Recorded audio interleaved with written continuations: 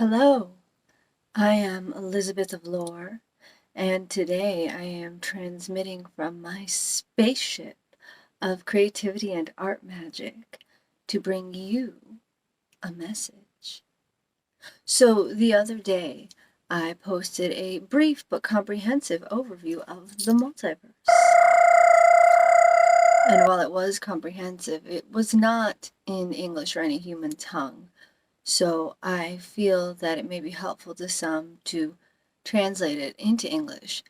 And I'm making this series of videos to do that. I can't do it all, the whole multiverse in one video. That would take too long. So I'm splitting it apart. My last one was on timelines. And this one is about different types of soul connections.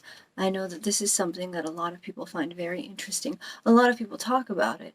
And I'm going to give you what I've discovered and channeled on this topic. So in this translation of the brief overview of the multiverse, I'm going to go over soulmates, karmic soulmates, what I call soulkin, what some people call higher level soulmates. I don't like that term so much because there's a hierarchical connotation to it, but it works. I refer to it as soulkin, and then the one that makes people the most twin flames. Okay, so let's get started. Let's start before the beginning, shall we? Before the beginning, there was nothing and everything, isness and isn't-ness, all together, as one and nothing, as zero, as...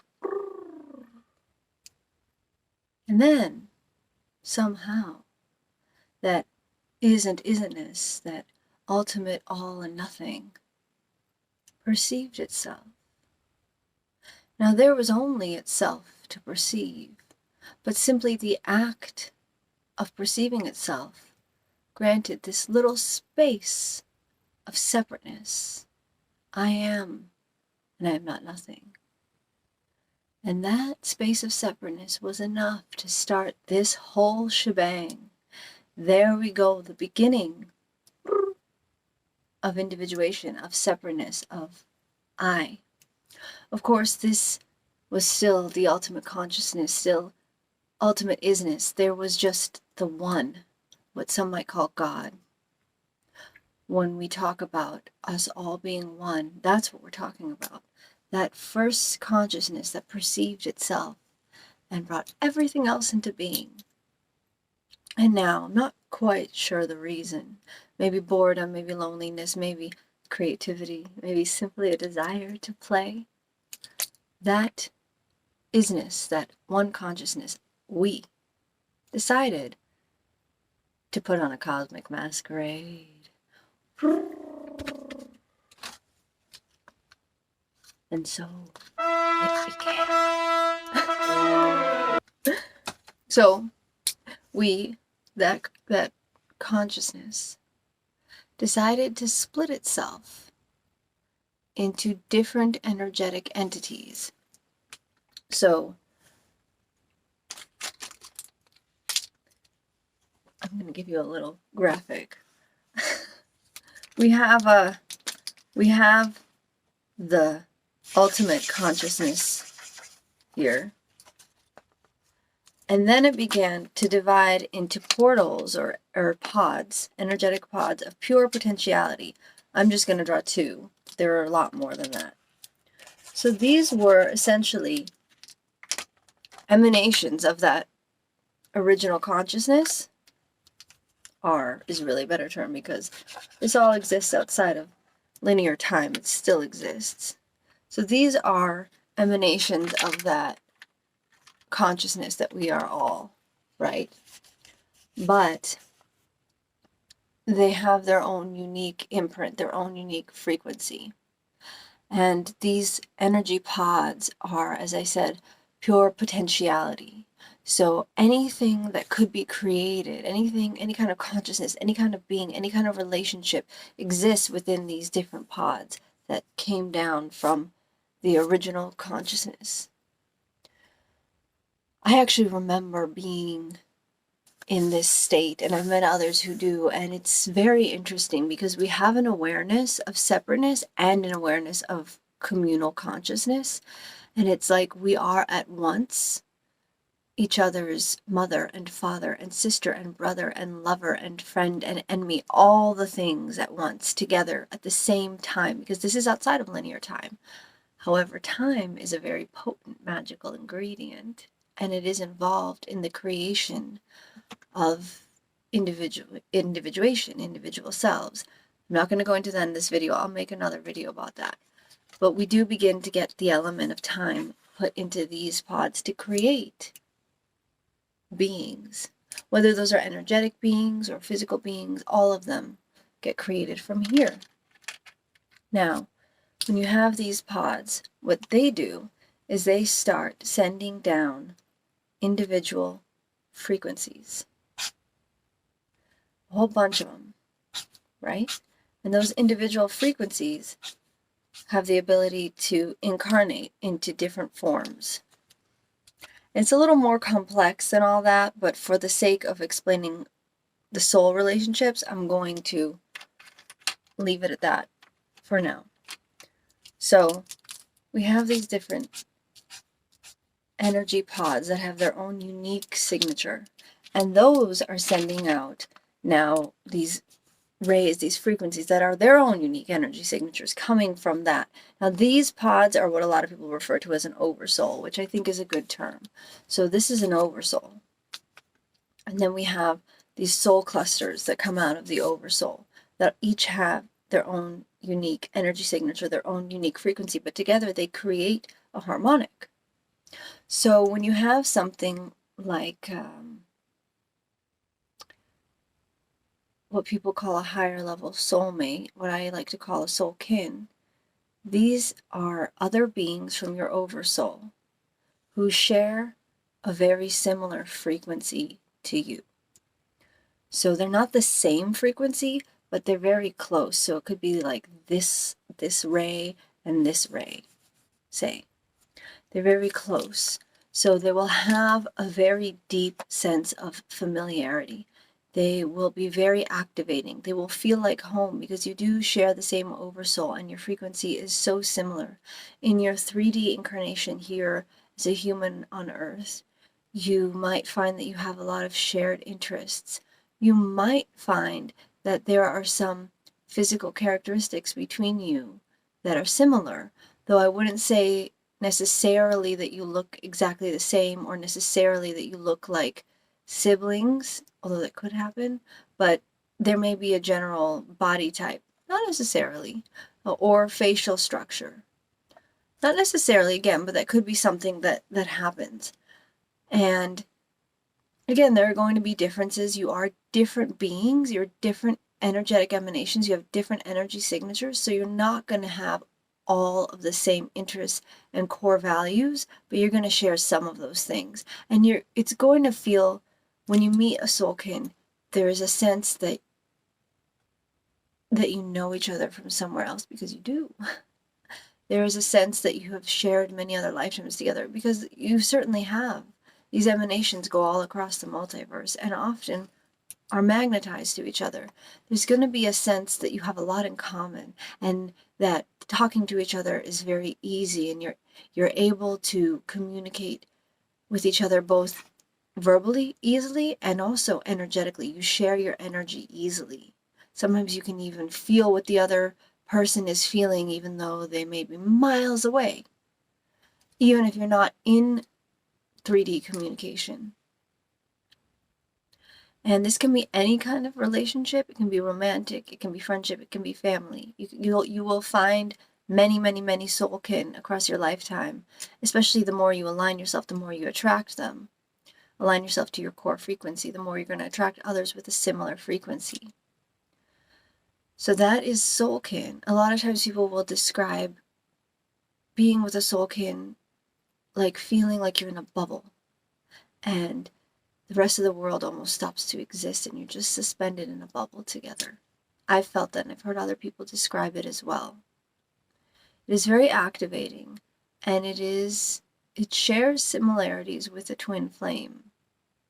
However, it's different. But I'm not going to go to twin flames yet. First, I'm going to go to soulmates and karmic soulmates. So, soulmates and karmic soulmates tend to come from other oversouls, right? Because when they're coming from your oversoul, they're going to feel a lot more familiar and they're going to feel like soul kin. Of course, if the emanation is the frequency emanation is more different from yours, like you're this line and they're this line, you might have more of something like a soulmate relationship, but it's going to be more intense because they are still from your same oversoul. A soulmate is going to share some of those characteristics as soul kin, but with less palpable intensity. Now, that doesn't mean they're not important or powerful or powerfully activating. It's just going to be less of an intense feeling. So a soulmate is someone who has a different frequency from you, comes from a different oversoul, but still has a similarity. So their frequency harmonizes well with yours. And you are probably magnetizing each other in many other lives as well. So there is often a shared sense of familiarity there as well. But where with soul kin, it feels like you're in a bubble together and you're activating each other's energy, but in a sense almost closed off from the rest of the world. With a soulmate, it's going to feel like you're opening up to the rest of the world because you're sharing your energy and this depth of connection with a different oversoul. So you are opening up in a way that you're not with soul kin.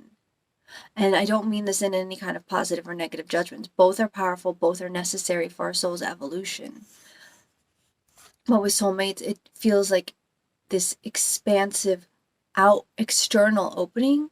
And with soulkin, it feels more like an internal expansion. Soulmate relationships, again, you're going to have many soulmates, and often they're different kinds. They can be romantic, they can be friends, they can be family, they can be people you just pass by on the street and just feel sort of electric spark. That same can also happen with soulkin. Often, though, soulmate relationships are pretty smooth. They're very loving. They're very warm. This is not to say that problems don't arise. We are navigating this dimension with the human vessel, which contains the mind, the ego, lots of conditioning, trauma. It's just a dense dimension, so trauma just gets picked up in this dimension naturally. And all of those things cause interference and conflict, right? But with a soulmate, you will find that these conflicts, when they arise, they're able to be resolved pretty easily. You are able to talk through them. There's an underlying sense of love. It is something that the difficulty that can arise in it is that your communication methods may be very different. Whereas with a soul kin, it's almost like talking is just something you're doing for fun. You don't necessarily need to. With a soulmate, you often do feel like you need to communicate in the 3D to get a point across, and sometimes you're not understanding each other. However, there is a sense of shared love and respect that allows you to move through these communication differences to resolve whatever conflict arises and return to this happy, loving equilibrium. And these people make great partners, great friends, and just help you feel more at home in the 3D because you're making a connection outside of your oversoul and expanding yourself in the dimension in which you are currently incarnated. So they're very important, very loving, and they harmonize well with your frequency, even though you can definitely feel that their frequency is different. You may have a lot of shared interests, but also a lot of different interests and a lot of noticeable differences in your appearance and in what you like to do and in your core values. But you're able to harmonize them with each other and to help each other grow and acquire new experiences for your oversoul. You're sort of having this oversoul exchange, and you're acquiring new experiences for your 3D self and also your collective oversoul. So that is a soulmate. Now, a karmic soulmate is also from a different oversoul. And a lot of times there is a sense of familiarity with them as well. because sometimes you do encounter them across other lifetimes. However, they are someone whose frequency does not harmonize well with yours. Their frequency is not a harmonic match to yours. However, that is by design. This is something you agree to do because that disharmony helps to, it's sort of like energetic shadow work. It helps to bring whatever is out of alignment within you to the surface. It helps to bring your stuck patterns to the surface. It's also sort of like an energetic trauma bond, but it does have a healthy purpose, which is that it will bring this stuff to the surface to be cleansed, because you really can't cleanse something that's buried really deep or that you're not aware of. So it'll bring all these things to awareness, and that's a good thing. The danger that arises with karmic soulmates is that you will acquire more negative karma while you're with them. So if you stay stuck in that relationship, and again, this can be any type of relationship, romantic, family, friends, acquaintances, coworkers. If you stay stuck in a close relationship with a karmic soulmate, you're going to continue to loop and loop and loop. So, and it can be very addicting to be with a karmic soulmate, to be close with a karmic soulmate, because of the way that the human brain is wired. It gets comfortable with trauma because it's familiar. And so it can become very tempting and addictive to continue to engage with a karmic soulmate. But once that stuff is brought to the surface, what is really needed is to step away from the karmic soulmate, because you can't clear that with them. You're just going to continue to bring it up in each other. So the bringing up is important, but then there's a need to step away and do that work yourself, or do it with another type of soul relationship. Like soulmates are great for helping to comfortably and lovingly work through some of the stuff that was brought up with a karmic soulmate. Okay, now we're going to get to the big scary one, the one that makes people go just twin flames. So twin flames are the same frequency as you. They have the same energy signature. They have the same frequency. If you're this line, so is your twin flame. They're not that line. They're not someone close to you. They're not someone with a similar frequency. They are your frequency. Now, I'm going to say something that might be controversial to some people, but that I believe to be true, which is that not everyone has a twin flame, at least not in this incarnation. What I have come to understand is that this phenomenon of having a particular energy signature split apart into different incarnations in the same lifetime, this happens once a soul, well, a frequency, what we refer to as a soul, which is one energy signature. When a soul has experienced many lifetimes across many different dimensions, and has gained a sort of particular strength that allows it to share a very powerful emanation, a very powerful vibration with any dimension that it comes into, and also that's able to withstand the madness that is being a twin flame. A lot of people say they want to find their twin flame. You probably really just want to find your soulkin, because it can be jarring sometimes to find a soulkin, but it's usually a lot smoother and more pleasant. The twin flame phenomenon is chaotic and turbulent and difficult and activating and empowering and beautiful, but it also has stages that are very strange and painful. So think of it this way, right? Let's say I'm not a twin sibling. Like in 3D, I'm not a twin sibling, but I imagine from hearing what twin siblings say that you could sort of relate meeting a soulkin to meeting a twin sibling. So it's someone you share a very deep bond with, who you've known your whole life, you've known a very long time, and who you share many characteristics with and feel a deep kinship with. But they're not ultimately the same being as you, right? There is a sense of individuality. There is a lot of sharing, but also a lot of difference. And imagine that you have a twin sibling, if you don't, and that twin sibling walks into the room. And you guys have a good relationship. It's going to be like a joyous, happy moment, right? You're like, hey, brother, hey, sister, you've come into the room and I'm happy to see you. And this is cool. We share this connection and we know each other well and it's nice. That's like meeting soulkin, right? Now imagine you're sitting in a room, the door opens and you walk through the door. Not someone who just looks like you, not someone who is related to you, but you. You walk through the door, but you're also sitting here. If you really love yourself, that can be very cool. But it's also going to be really jarring. It's going to shatter your idea of life, because up until that point, you probably thought there was only one you. That's a twin flame. So it is beautiful once you come into alignment with yourself and can fully love yourself and accept yourself as you are. Then you can accept this other incarnation of yourself as they are. But if you're not expecting it, and I think a lot of times twin flames aren't, even if you are expecting it, I don't think you can fully expect it. You can fully know what you're getting into. It's going to be really disturbing and strange and change your entire idea of reality to meet someone who is you. And it's even weirder because in this incarnation, they're you and they're not you. They are incarnated in a different body. Twin flames often do look alike, share a lot of physical characteristics, but they don't look exactly like you, right? They are a different being. They do have a different vessel. They do have a different mind, a different 3D incarnation. So there are differences, and yet you can feel that they're you in this way that doesn't make sense to the human mind.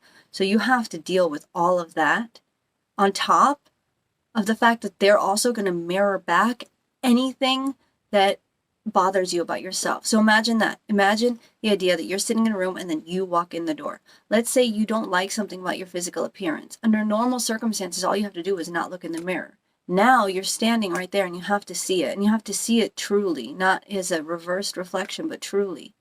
And let's say there's something about your personality that you haven't embraced and that annoys you. Now that person, it's not just you doing it or you kind of able to contain it and push that part of you away. Now that other version of you is exhibiting that behavior. Right? So that's what a twin flame relationship is. It brings up everything in you and mirrors back everything about you that you both love and don't love. And a lot of times twin flames will meet at times when one or both will both, because they are mirrors of each other, have stuff that they don't love about themselves, even if they're not acknowledging that. They'll find it in the other. So they'll find a deep love for the other, a deep magnetism and deep attraction, but they'll also find a lot of chaos and annoyance and things that the other person, like they'll essentially externalize whatever inside of you that you haven't healed. You'll externalize it onto this other version of you and get really mad at them. People always say that like you can't hate your twin flame. You can't truly hate your twin flame, but you can in an ego sense hate your twin flame for a temporary period of time. You can feel a lot of rage. And you're not going to feel that same level of rage with like a soulkin, because there is more of a disconnection. But it's so jarring and uncomfortable when you're in an unhealed state to encounter a twin flame. There's also going to be a more intense level of activation and a more intense level of psychic phenomenon. So there's a lot of that going on with soulkin and even with soulmates and karmic soulmates. With the twin flame, all of that is amped up to the highest notch. So I'm not going to talk too much about my own personal experiences because I don't want to put other people on the spot, but I will say that I've had experiences with soulkin and soulmates where I got like a message that I was going to meet them maybe 2 weeks to 2 months or so before I met them. And it would be like a single message, you know, some kind of thing saying this person is coming in. With my twin flame, I had months and months and months and months of messages about him, and they were highly specific, highly detailed. I knew exactly what he looked like. I knew where he lived. I knew what his sibling looked like. I knew what he ate. I knew what he did for work. I knew what his hobbies were. I knew how we would meet and more. Okay, and that's just one example. There were out of body experiences. There were tons of psychic phenomenon, tons of synchronicities. It was ridiculous. It was over the top. And I didn't know what a twin flame was before I met this person. That's actually how I found out. But that's just an example. It also spurred this enormous spiritual awakening in me and this enormous, incredible healing journey that changed my life completely. And other beings, soulmates, soulkin, karmic soulmates came in to aid along that process as well. But it was definitely instigated by the meeting, the 3D meeting of my twin flame. So there is an activation and an intensity that is not replicated in any of the other relationships. And it is a journey to bring you to a place of self-love, because now you have to deal with the fact that you exist and another version of you exists on this planet at the same time. And you have to reconcile your ego with that, and you have to learn how to fully love yourself, and you're able to see what needs to be resolved within yourself in the behaviors of that other person. So it's very activating, it's very powerful. Not everyone goes through this in this lifetime, because not every soul is equipped to handle the immensity of that connection. However, everyone has soulkin, everyone has soulmates, and everyone has karmic soulmates. So we all have these incredibly activating, powerful relationships to each other, and really only you know whether or not you have a twin flame or not. But I will say that it's not the most important thing in the world. I always see people kind of saying they want to find their twin flame. That's not the most important thing, because you have a lot of activations that can happen with other types of relationships, of soul relationships. And ultimately, at the end of time and before the beginning of time, we are all one. And we can all find ourselves in anyone we meet once we come into alignment. Because we can travel all the way back up to that initial isness and beyond. All right. That was a lot, so I'll do another video another time to go over some more details about this topic. I hope you enjoyed this brief overview of the multiverse focused on different soul relationships. Bye.